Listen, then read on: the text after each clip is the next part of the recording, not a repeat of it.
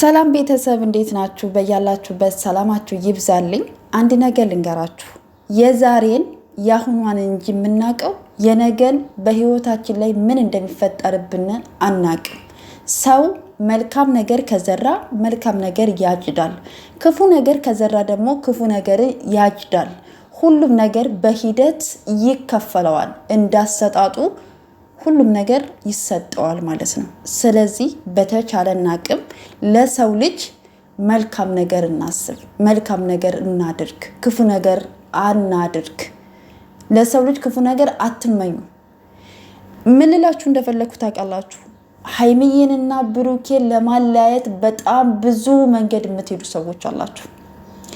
እሱ ነገር አልሳካላችሁ ሲል ደግሞ ማለት ነው ሁለታቸውም ፍቅራቸውን ተገላልጸው አንድ ሲሆኑባችሁ ደግሞ ከጓደኞቻቸው ጋር ደግሞ ለማጣላት ትሞክራላችሁ።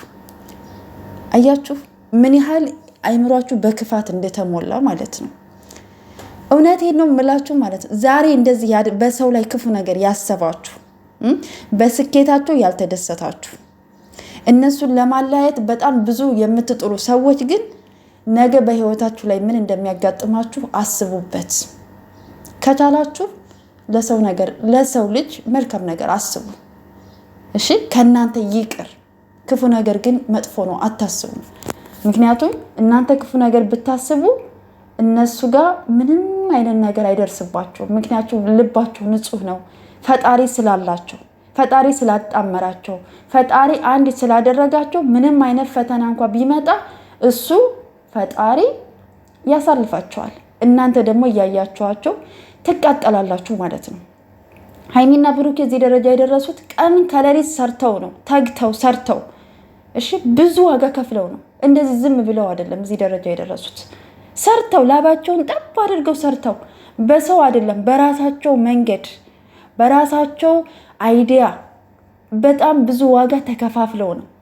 እንደዚህ እንዳሁኑ ዘመን ወንድና ወይም ደግሞ ሴት ዝም ብለው እንደምታስቧቸው አይደሉም።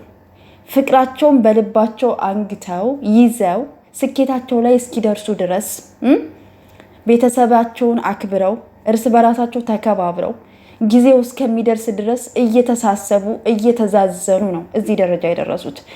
በዚህ ውስጥ ግን እናንተ በማታውቁት መንገድ ግን ብዙ ነገር እያላችኋችሁ ነበረ።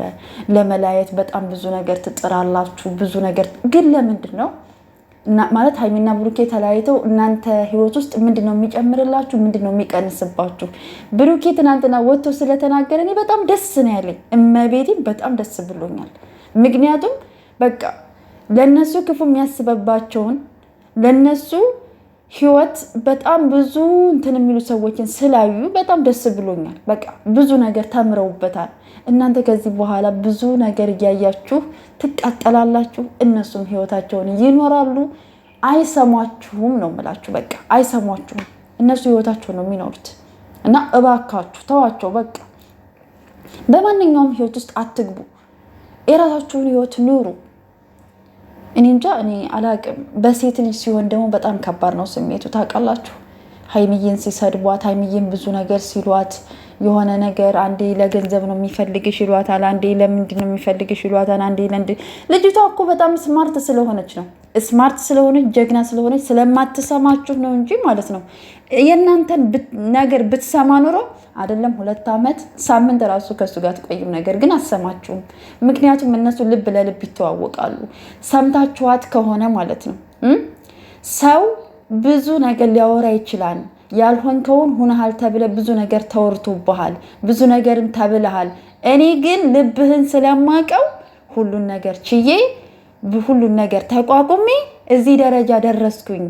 ገባችሁ አይደለ? የታገስኩት የጠነከርኩት ጥንካሬ እዚህ ደረጃ አድርሶኛል። እንደ ሰውማ ቢሆን ኑሮ ድሮ ነበር የምወድቀው። ከዚህ በኋላ ግን እናንተ ምንም ብታደርጉ ምንም ነገር እኔ ህይወት ላይ ምንም ነገር አይፈጠርም ነው ያሏችሁ። በቃ ከሰማችሁ ማለት ነው። እነሱ በእነሱ ዙሪያ እኮ አልሳካላችሁ ሲል ማለት ነው ከጓደኞቻቸው ጋር ለማጣላት ብዙ ነገር እኔ ከየት ከምኑ ጋር እንደምታወሳስቧቸው እኔ አላቅም።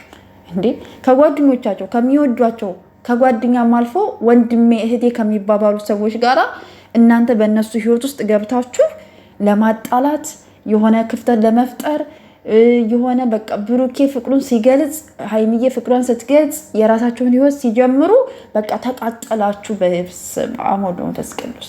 ከእንደዚህ አይነት ነገር ተቆጠቡ። ለሰው ልጅ ክፉ አታስቡ። በቃ ገባችሁ አይደለ? ተዋቸው። በቃ ከህይወታችሁ ውጡላቸው ለማለት ያክል ነው።